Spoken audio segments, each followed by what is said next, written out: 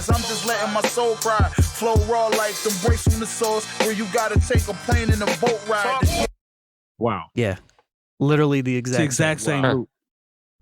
Actually, I got the features and producers here, but we're talking about this album for something that's outside of the actual album. Well, not outside the album, but involves the album with someone that we know, and we've actually been down this road before, which is crazy. And I can't believe that we're back here again. But he was actually talking on the show about it. Yes. Not So to cut you off, but yeah. Oh, you're right. No, you're fine. So on this album is 14 tracks. It just dropped.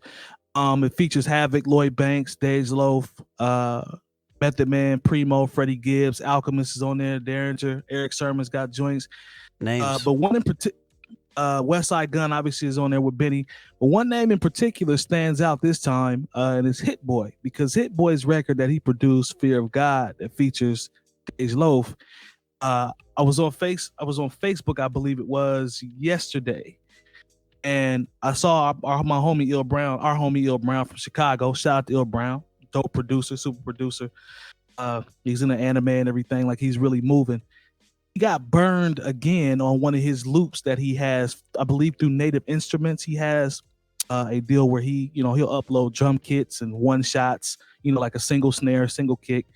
Sometimes he'll compose like an actual drum loop, a full loop with the BPMs, etc. It'll be up on the website. So he posts the Fear of God record featuring 𝐀𝐁𝐿, and he posts one of his actual loops that he, composed and put the full loop together, and the drums are the exact same. This has already happened with another record on Freddie Gibbs and Madlib's album, where someone else, I believe it was Madlib. I don't know if that record was co-produced, but someone else jacked another one of his loops for that album. So there was no co-production credits, at least, on it. Gotcha. Okay. So and the Fear of God was a joint that he actually released. That was one of the joints that released prior to the album coming out.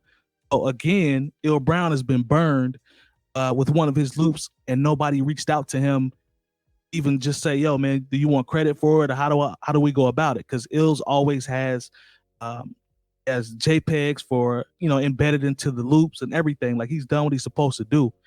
So I'm coming to you first on this one, and my question for you, specifically being a producer, should this discourage producers from putting out loop packs, drum kits?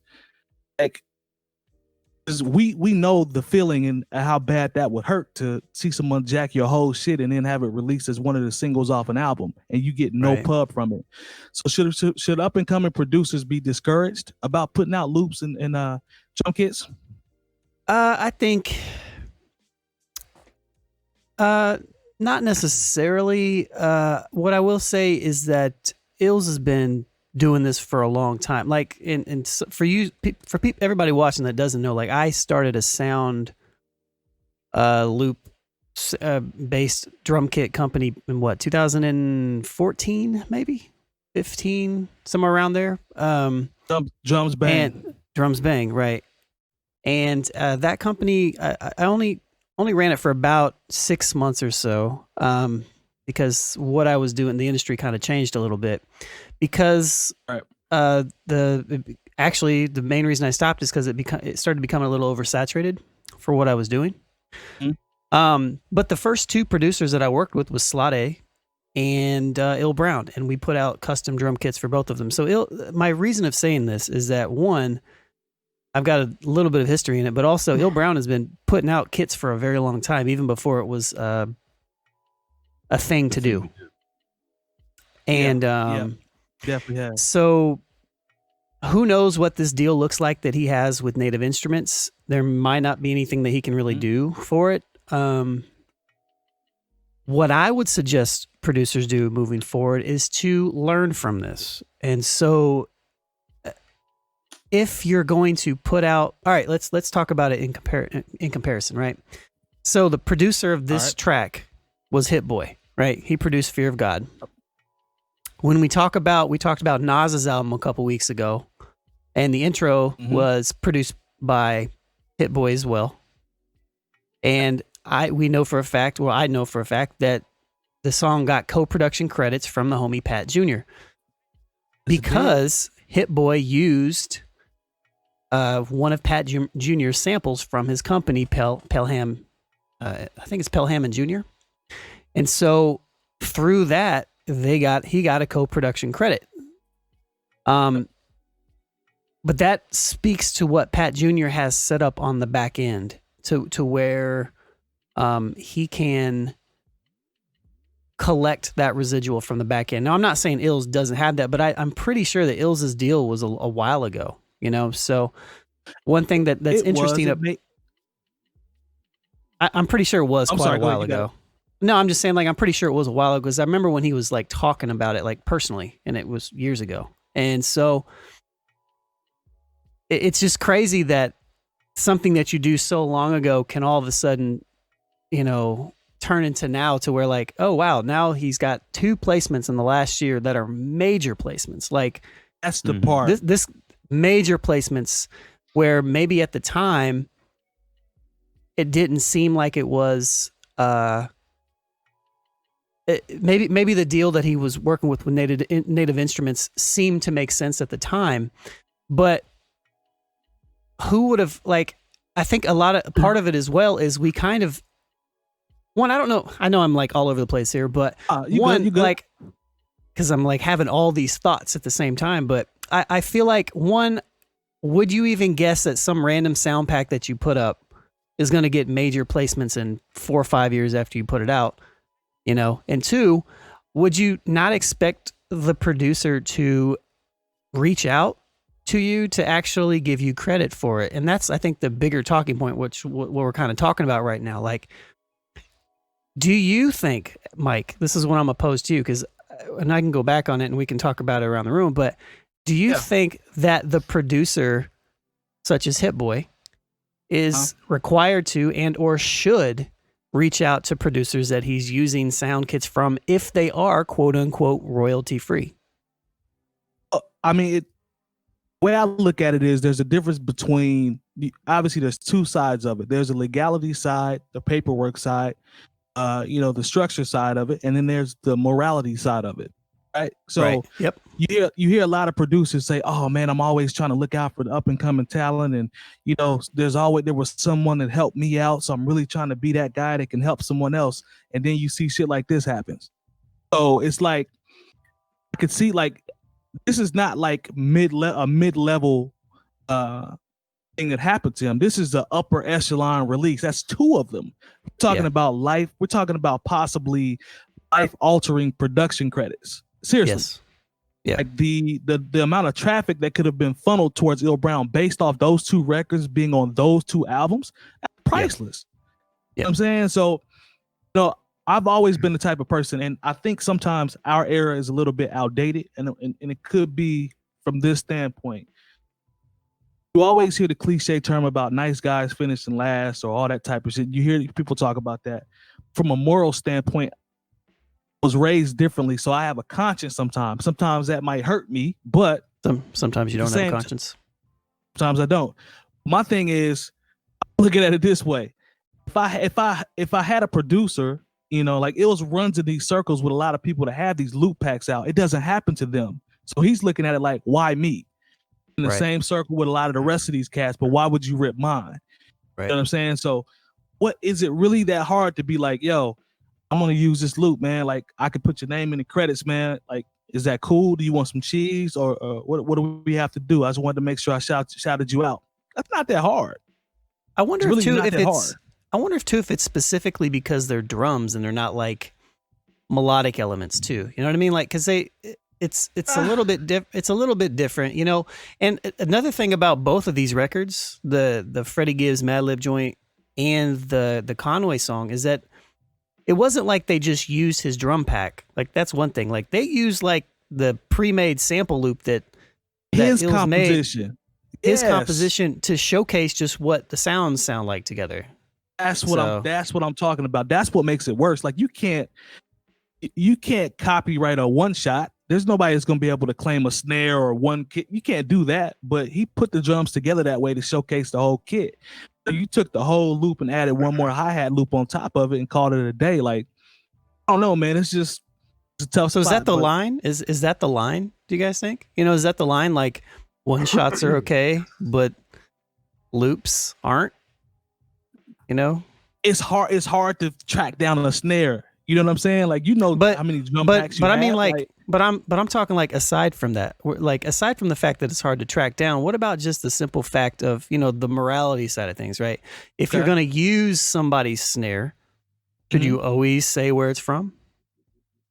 You know what I mean? I don't think that's like the composition, in my opinion. I don't think that's like the composition. Yeah, I don't either. But I mean, I don't think that's. I feel where you're going. Go to Spoolz real quick. Spoolz,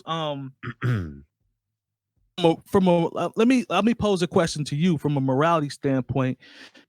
You know, if you're looking at Hit Boy versus what Ill Brown is saying, like, where do you stand on that? Do you think it would have been dope for him just to reach out real quick to throw him a bone, or look at it as if, well, legal wise, he didn't technically have to because it doesn't say that on the specifics? Like, how do you feel about that overall?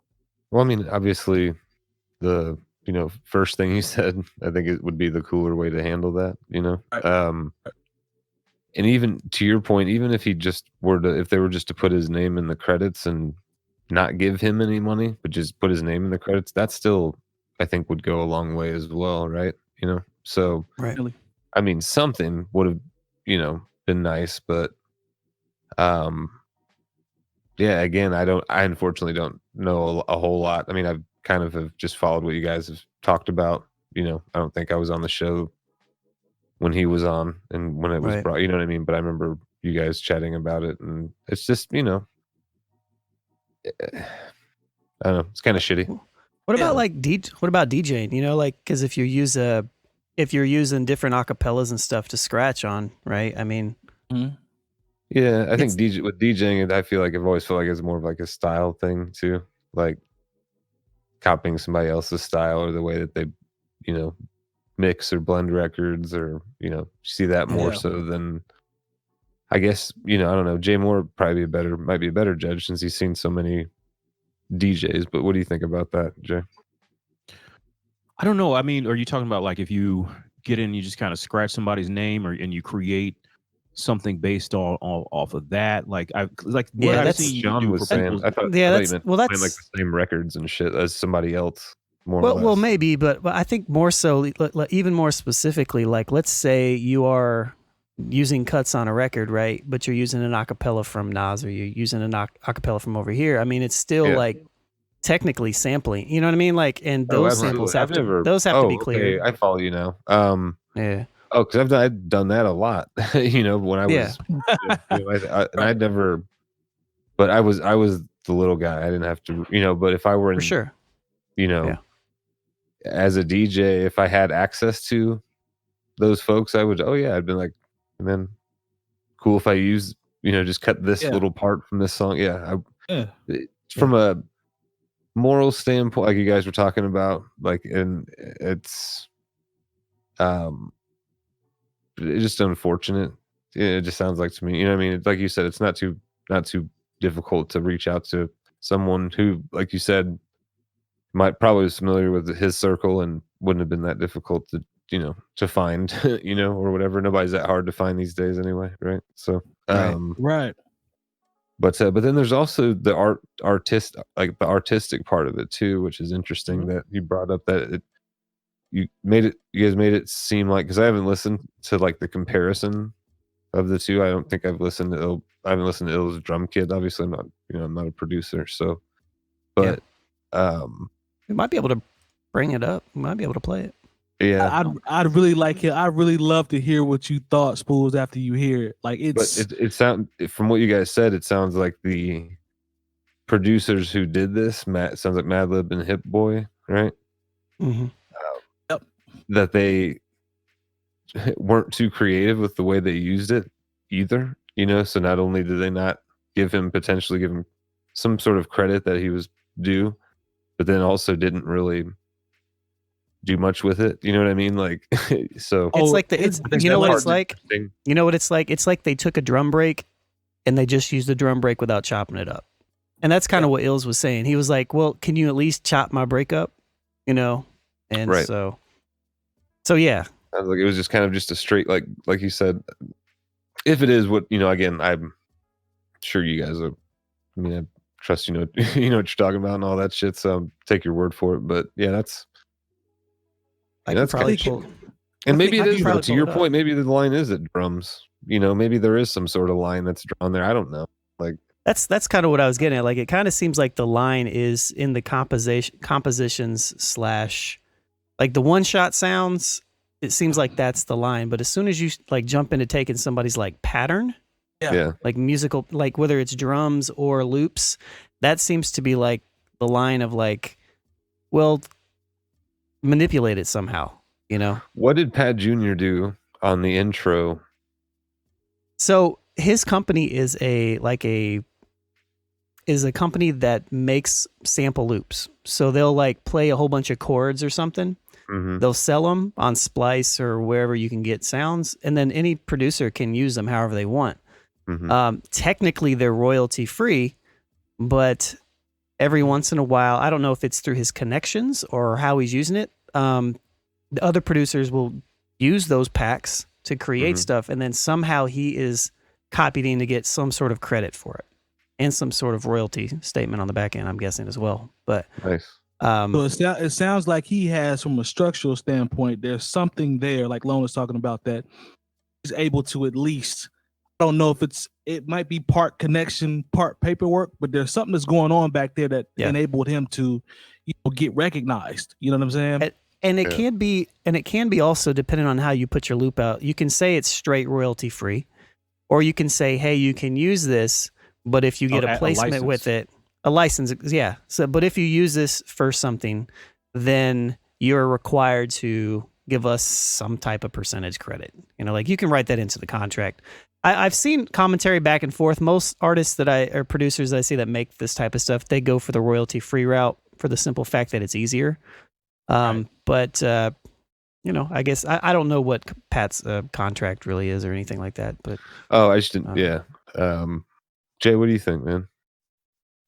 Well, I mean, first of all, this is the music industry. It is a dirty, dirty game. You go. I feel for 𝗀𝗋 just because Hit Boy and Madlib are pretty much on two opposite sides of the spectrum as far as producer sensibilities, and he got jacked by both of them.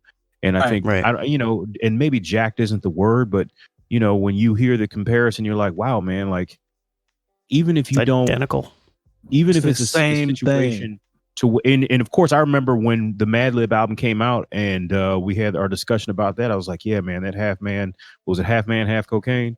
That's that shit. I just remember thinking, man, that's the one of the beats that stood out to me. And then I come to find out there's basically that was 𝗀𝗋's drums, that song? Yeah. Yes. Yeah. Which one, on both parts of that, or like the first part? The first part. Okay. Which is interesting because that doesn't sound like Madlib at all anyways. It was kind of trappy, Lone said when he first heard the album, Madlib got some trap joints on there. I had no idea that it was our homie's trap drums. Like I didn't even think about it. I love that song too. That's my favorite song on that album. It's crazy. Exactly. And so, like, the thing is, if this is what you're doing and you're somebody like Madlib or Hit Boy, like at least put my man on the credits and show him some kind of love, even if it's a situation where, in the streaming era, and I'm not sure exactly how all this money is moved around. Like, maybe it's not a situation where you can get him a whole lot of money, but like, the fact that he could get credited, is, I've talked to 𝗀𝗋 personally, man. Show it's not about the bread. Show some love to where, like, maybe it's another producer. You clearly see that he has enough talent that you would use something that he created. Let him. If you're not willing to give him any money, okay, cool. But at least put him in the credits so he can take that ball and run with it.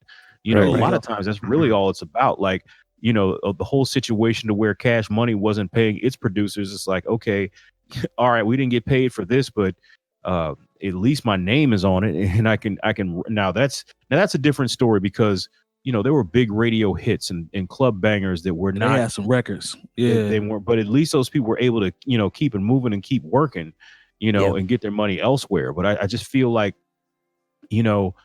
in this day and age, especially with the way records are selling or streaming or however it is that they try to compile all these numbers and try to make it make sense, like at least give people their proper credit as far as being a contributor, or be like, yo, if you know you got it from here, and the internet makes the world a very small place, like eventually this stuff is going to come out, and maybe, you know, and here we are talking about it. I mean, don't get me wrong, I love the Conway album, but here we are talking about this.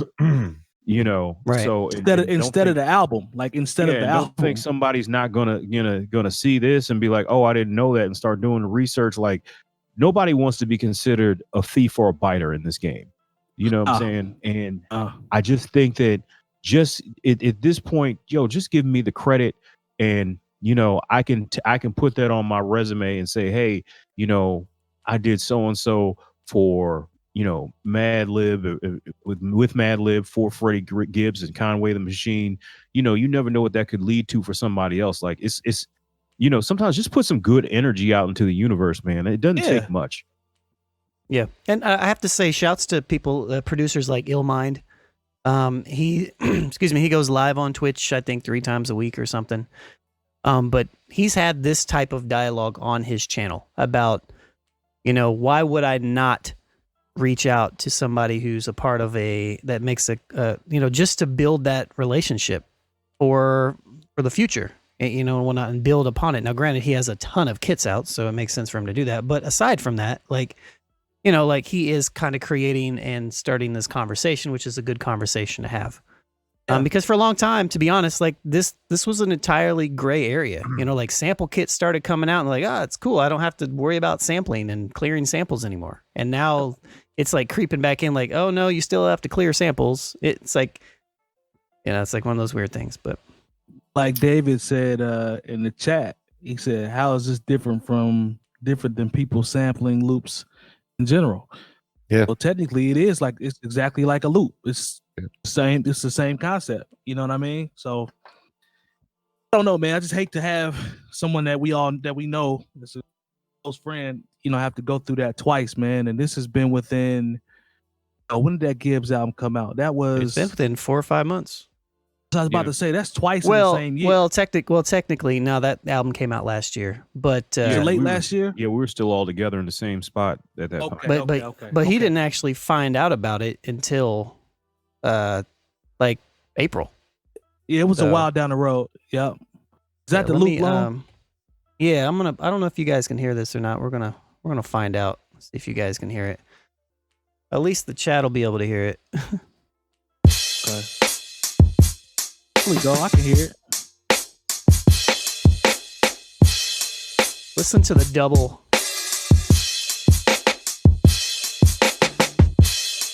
All right, and then what we have, is Did you hear that, Spoolz? Yeah, I heard it. I did. All right, so now what I'm going to do is play the actual part of Fear of God, so you can actually kind of hear the comparison. But I still provided the hope for those guys. I'm just letting my soul cry. Flow raw like them breaks from the source, where you gotta take a plane and a boat ride.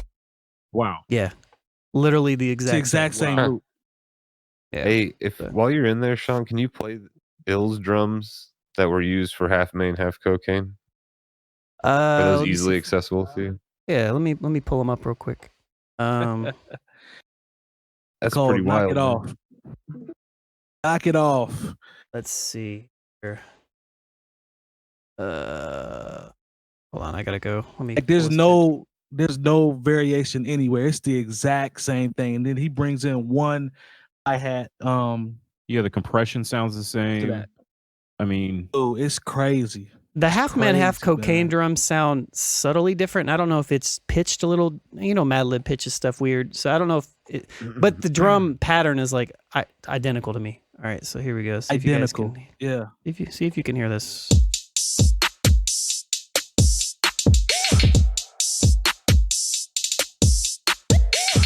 So at the very end is the part that really kind of gets